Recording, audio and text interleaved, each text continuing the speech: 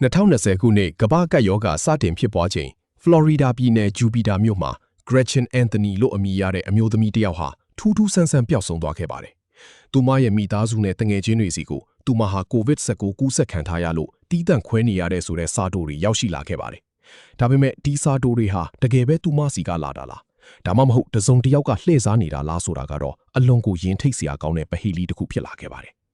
Gretchen ဟာအသက်52နှစ်အရွယ်ရှိပြီးလူစွမ်းအားအရင်းမြစ်မန်နေဂျာတယောက်အဖြစ်အောင်မြင်စွာလုပ်ကိုင်နေသူပါ။သူမဟာကြန့်ခိုင်ရေးနည်းပြ David Ethan Anthony နဲ့လက်ထပ်ခဲ့ပေမဲ့2019ခုနှစ်နောက်ပိုင်းမှာတော့သူတို့နှစ်ဦးလမ်းခွဲခဲ့ကြပါတယ်။ Gretchen က2020ခုနှစ်ဖေဖော်ဝါရီလမှာကွာရှင်းခွင့်လျှောက်ထားခဲ့ပြီး David ရဲ့စိတ်မချရတဲ့အပြုအမူတွေကြောင့်အိမ်မှာလုံခြုံရေးကင်မရာတွေတောင်တပ်ဆင်ခဲ့ရပါတယ်။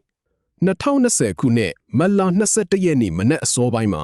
David ဟာGretchen ရဲ့အိမ်ထဲကိုတိတ်တဆိတ်ဝင်ရောက်ခဲ့ပါတယ်။လုံခြုံရေးကင်မရာတွေမှာသူဟာဝရန်ဒါမှာပုံအောင်နေတာကိုတွေ့ရှိခဲ့ရပြီး Gretchen ကအကူအညီတောင်းဖို့ကြိုးစားခဲ့ပေမဲ့မအောင်မြင်ခဲ့ပါဘူး။အိမ်ကြီးချင်းတယောက်ကတော့အမျိုးသမီးတယောက်ရဲ့နာကျင်လိုက်တာမလုပ်ပါနဲ့လို့အော်ဟစ်တန်ကိုကြားခဲ့ရတယ်လို့ဆိုပါတယ်။ David ဟာ Gretchen ကိုသူမရဲ့ဂိုဒေါင်ထဲမှာဓာတ်နဲ့ထိုးတက်ခဲ့ပြီးရုပ်အလောင်းကိုကားပေါ်တင်ကဖျောက်ဖျက်ဖို့ကြိုးစားခဲ့ပါတယ်။လူတက်မှုကျူးလွန်ပြီးနောက်David ဟာ Gretchen ရဲ့ဖုန်းကိုအသုံးပြုပြီးသူမဟာ COVID-19 ကြောင့်ဆေးရုံမှာကုသမှုခံယူနေရတယ်ဆိုတဲ့သတင်းအမှားတွေကိုဖြန့်ဝေခဲ့ပါတယ်။သူဟာ Gretchen ရဲ့လက်ဝတ်ရတနာတွေကိုရောင်းချခဲ့ပြီး Costa Rica နိုင်ငံကိုထွက်ပြေးဖို့စီစဉ်ခဲ့ပါတယ်။ဒါပေမဲ့ရဲတပ်ဖွဲ့က Gretchen ကုသမှုခံယူနေတဲ့ဆိုတဲ့ဆေးရုံကိုစုံစမ်းကြည့်တဲ့အခါ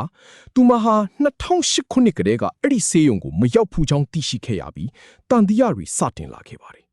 ရဲတပ်ဖွဲ့ဟာ Gretchen ရဲ့အိမ်မှာသွေးကွက်တွေနဲ့တန့်ရှင်းရေးလုပ်ထားတဲ့အထောက်အထားတွေကိုရှာဖွေတွေ့ရှိခဲ့ပါတယ်။မတ်လ31ရက်နေ့မှာတော့ David ကို New Mexico ပြည်နယ်မှာဖမ်းဆီးရမိခဲ့ပါတယ်။နောက်ပိုင်းမှာသူဟာအပြစ်ရှိကြောင်းဝန်ခံခဲ့ပြီး Gretchen ရဲ့ရုပ်အလောင်းရှိတဲ့နေရာကိုလမ်းညွှန်ပြသခဲ့ပါတယ်။2021ခုနှစ်ဇန်နဝါရီလ14ရက်နေ့မှာတော့တရားရုံးက David Ethan Anthony ကိုထောင်ဒဏ်38နှစ်ချမှတ်ခဲ့ပါတယ်။ဒီဝမ်းနည်းစရာဖြစ်ရပ်ဟာကမ္ဘာ့ကပ်ရောဂါကာလအတွင်းမှာ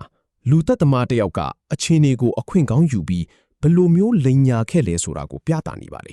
။ Gretchen Anthony ဟာချစ်ခင်ရတဲ့မိခင်တဦးနဲ့စူးစမ်းအားထုတ်သူတဦးဖြစ်ခဲ့ပေမဲ့သူမရဲ့အသက်ကိုတော့ရက်ဆက်စွာအဆုံးစီရင်ခံခဲ့ရပါတယ်။ဒီအမှုဟာအိမ်တွင်းအကြမ်းဖက်မှုရဲ့စူးကျိုးတွေကိုမီးမောင်းထိုးပြနေပြီးတရားမျှတမှုကိုတော့နောက်ဆုံးမှာဖော်ဆောင်နိုင်ခဲ့ပါတယ်